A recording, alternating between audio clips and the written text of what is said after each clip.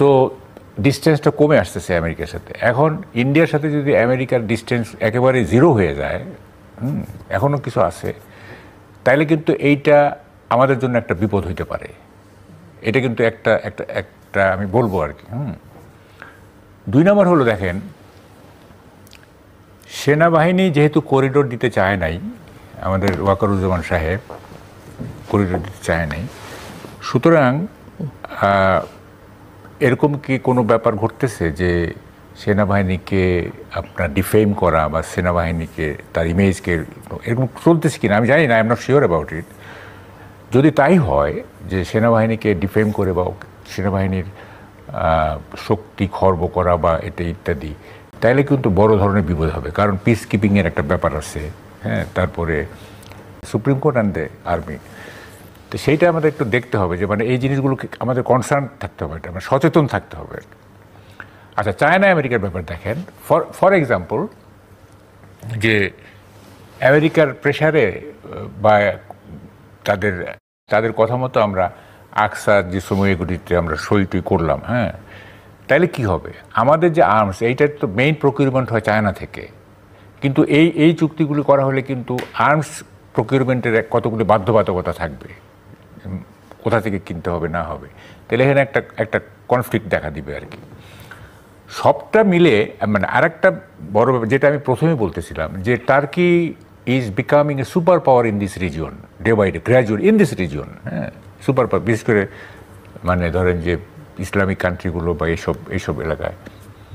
এখন টার্কি আমাদের দেশের ব্যাপারে খুব বেশি মাত্রায় ইন্টারেস্টেড হয়ে যাচ্ছে, এবং আমরা কতটুকু টার্কিকে অ্যালাউ করব, এটার কিন্তু একটা this much and not this far and not further, এরকম একটা কিন্তু সব কিছুতে this far and not further কিন্তু থাকতে হবে। হ্যাঁ, আমি যদি একেবারেই লাগাম ছেড়ে দিই, হ্যাঁ, যে এটা মানে একেবারে ফর ইটার্নিটি, তাইলে তো হবে না। একটা সব কিছুতে beat America, beat India, beat মানে Myanmar, any country, this far and not further, হ্যাঁ, তাইলে হবে কি সব কিছুতে একটা ভারসাম্য থাকবে, সব কিছুতে একটা ইয়ে থাকবে। আমাদের ডিপ্লোমেসিগুলি না, যেমন গত রেজিমে কি হয়েছে, গত রেজিমে this far and not further ছিল না, হবে যাতে কোনোভাবেই কোনো external force, whatever it is, external force যাতে এমন কোনো মাত্রা ছাড়িয়ে না যায় যেটা আমাদের ইন্ডিপেন্ডেন্স অ্যান্ড সোভারেন্টির উপরে একটা বড় বিপদ হতে পারে। তো এবং এই বিষয়গুলো ইন্ডিয়ার মানে অ্যালাইড পার্টি হচ্ছে আওয়ামী লীগ, এটা তো আর ব্যাখ্যা করার কিছু নাই, তাই না? তো ফলে এটা আমি ওইদিকে যাইতে চাই না। এগুলি এত অ্যাকসেপ্টেড হয়ে গেছে, সোশ্যালি পলিটিক্যালি এত অ্যাকসেপ্টেড হয়ে গেছে এই জিনিসগুলো, মানে ইন্ডিয়ার সাথে আওয়ামী লীগের সম্পর্ক, এটা আর ব্যাখ্যা করার দরকার পড়ে না।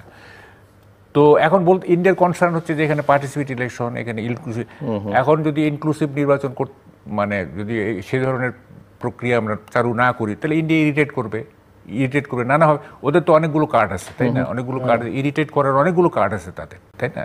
সেগুলো করতে থাকবে। তারপরে ধরেন যে আমাদের ডোমেস্টিক এরিয়া অ্যাকচুয়ালি ফেব্রুয়ারিতে ইলেকশন হবে কি না, এটা তো ইট ইজ ডাউটফুল। কেন ডাউটফুল আপনার কাছে মনে হচ্ছে? আমাদের ফিউচারটি যে গ্রে এরিয়া, এটা কোনো দ্যার ইজ নাথিং গ্রিনিশ, হ্যাঁ, এই গ্রে এরিয়া কী হবে না হবে ইউ নেভার নো, তাই না? এখন কতগুলি দেখেন না, কতগুলিতে জিনিস এখানে কনফ্লিক্ট আছে। তো যেমন ধরেন যে গণভোট কবে হবে, এটা কি নভেম্বরে হবে না ইলেকশনের দিন হবে, মেজর প্রবলেম। তবে পিআর অর্থ রিজলভ হয়ে গেছে, পিআর নিয়ে খামাখা জামাতে এসব করছে।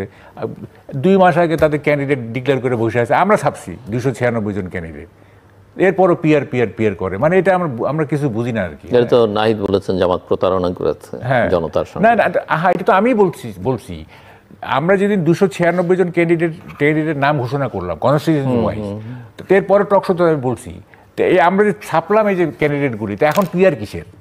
হ্যাঁ, তো প্রতারণা ঠিকই, তো ওরা ঠিকই বলছে এটা, এই পয়েন্টে তো অ্যাটলিস্ট প্রতারণাই। এখন এখানে যদি প্যাচ লাগানোর মতো কেউ থাকে, হ্যাঁ, এবং হইতে পারে, আমি যে বললাম যে পার্ট অফ গ্র্যান্ড ডিজাইন, হইতে পারে কোনো প্যাচ লাগাবে কেউ, হ্যাঁ, কে লাগাবে আই ডোন্ট নো, হইতে পারে প্যাচ।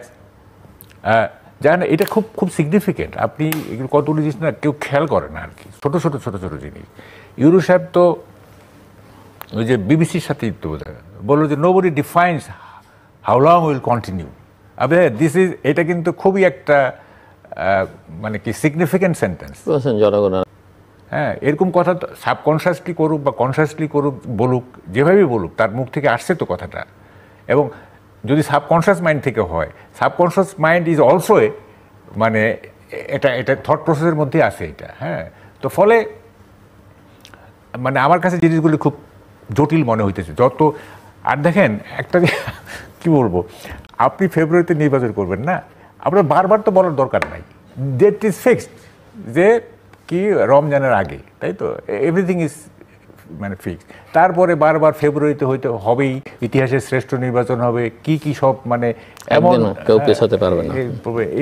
এগুলি তো বলার দরকার নেই, যত বেশি এগুলি বলা হবে তত বেশি তো আমি সন্দেহ করবো। কন্টেন্টগুলো ছাড়া হয়েছে, আমি ভালো করে দেখেছি। আমার এটার উপরে লেখা আছে যে ন্যাশনাল সিকিউরিটি কাউন্সিল একটা করা প্রয়োজন। 1991 সালে